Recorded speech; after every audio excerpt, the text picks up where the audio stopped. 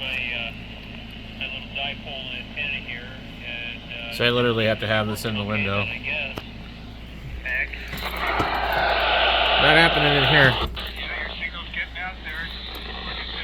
You're perfectly readable. There is some static in the background, but it's not bad. KE6NOP, KY7LM.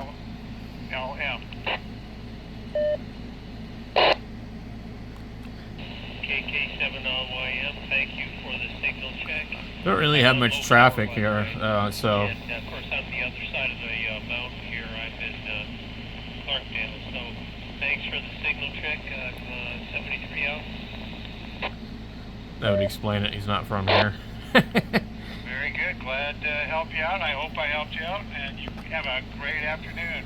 This is a really good radio. I have a different antenna on it, but it actually has a signal strength meter. Extremely clear, by the way. Just touch of back. See how it changes. So unlike a Bofang, the meter actually reads. Really clear. Thanks again. The menu on this radio is a little strange, though. Thank you, KE6NOP. Have a good afternoon.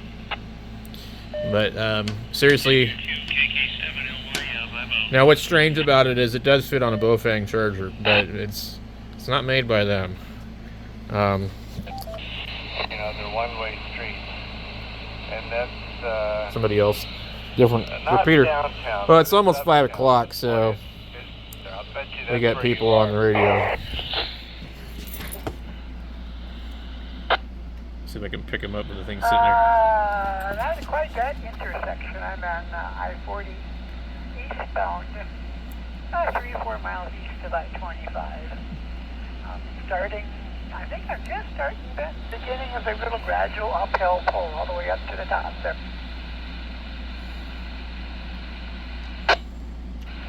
Well, I think that uphill starts long before I-25. It starts at the riverbed. Yeah, and that's some uphill all the way up to the edge of the mountain where it meets, where Central Avenue ends. But yeah, that's an interesting city to go through. It really is. You get to where Central Avenue starts at I-40, and you go west, and you don't have to put your foot on the gas the whole time until you get to the river bottom. Then it's all up there, uphill from there. It's like a big bowl. Huh. I wonder where this is at. I don't think it's Arizona. Exactly what it is, a big bowl. And yeah, I'm working my way uphill from the river through I-25 and up, but this first section is real gradual, and you get Well, maybe it's near Kingman. A little bit. Yeah. A truck with a little bit more weight than I usually pull and a little less horsepower, so my is a little different than it normally is. I have to play nice. Oh, you're not in your own truck?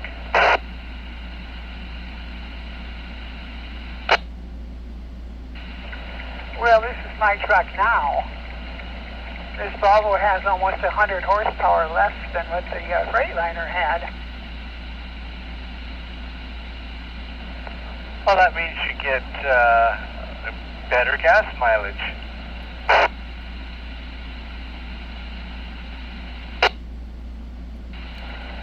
I don't get any gas mileage. All right. Mileage. Diesel. Yeah, this is more aerodynamic, and it's running lower RPM. It's set in eco mode on the computer settings, so I'm getting quite a bit better fuel mileage than the other trucks. So that's true. I can't complain about that.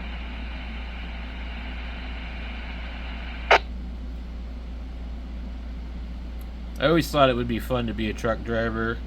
You know, before I had kids, I thought it would be fun to have all kinds of radios and drive all over the place and talk to all kinds of people. The fuel injector has to be huge on those things.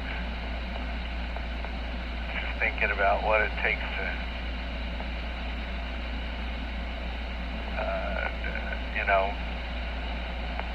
operate a diesel in like the high compression and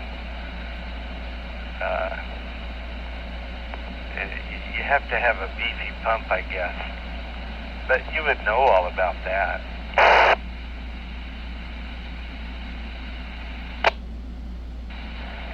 Yeah, actually most of these have two. They have a low pressure pump, and beyond that they have a high pressure pump. So, but my way of thinking, the pump on these are just right, but the pump on four-wheelers are tiny.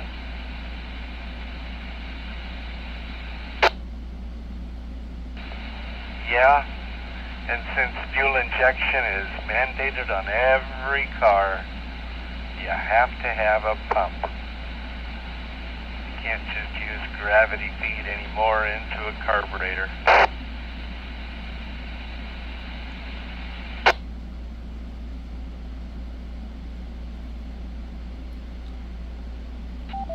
Well, I never kept up with those kinds of regulations. Didn't realize it was mandated. I just knew everybody was doing it. Interesting. It's much more efficient. Told me. I worry about chokes and all that. So that's that way. It has a little choke on the handlebar. The choke off, but in order to get any power out of it till it warms, you got to put the choke on.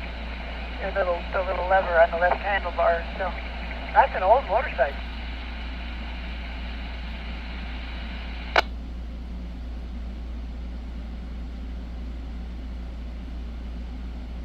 Carburetors is because in order to Key this up so it'll quit scanning. by law have your fuel to air mixture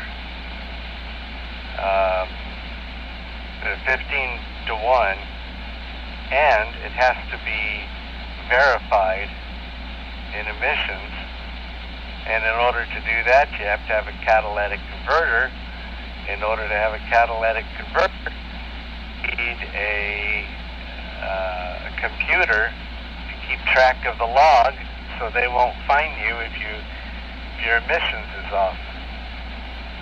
And in order to do that, you have to have a fuel injector to keep the closed loop system exactly 15 to 1 mixture, depending on your altitude, the temperature, the everything.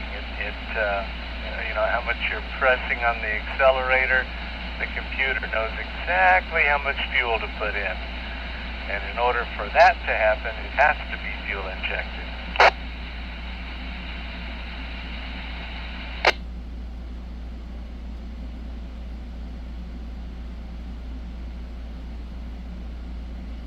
Yeah, that all sounds complicated. Boy, where did you go to automotive school? I'm just kidding. Yeah, you have a pretty good knowledge of all that.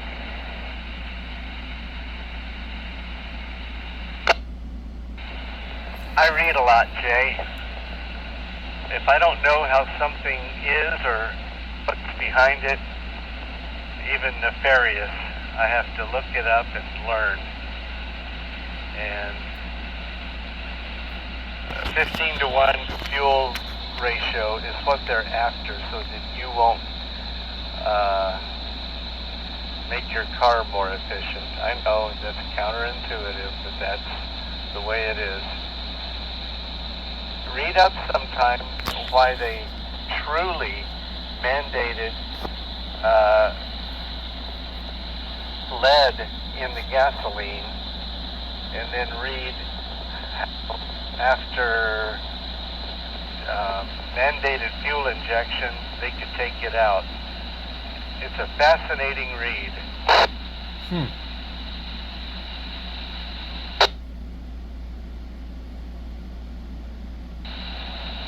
Oh, okay. I'll have to do that sometime. That does sound interesting.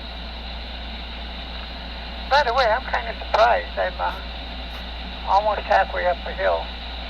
where the right lane becomes the exit only just about a mile. And I went all the way through town without really slowing down, you know, just a little bit here around the traffic, but everything's been moving good all the way through. Not like westbound where it was all backed up like it usually is going out of town. Most people must live west of town. Right, and northbound on I-25 out of town is horrid at rush hour. Everybody's traveling where back to I-25 Santa Fe is. or something. The 40 goes through a lot.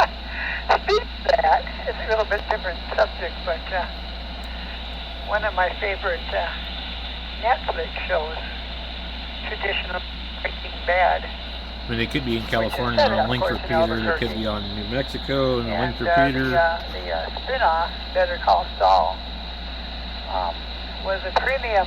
Well, I watched all In fact, but I think last this is the season. Win The System last season Network. was an extra premium. You had to buy it or something, but they just released it into Netflix. So I'm actually currently watching the last season of Better Call Saul, which is filmed and set in Albuquerque. So yeah, I just thought of that. And here I am. Look at where I am. W9JAY. Albuquerque. And I'm in the driveway. N7OK in clear.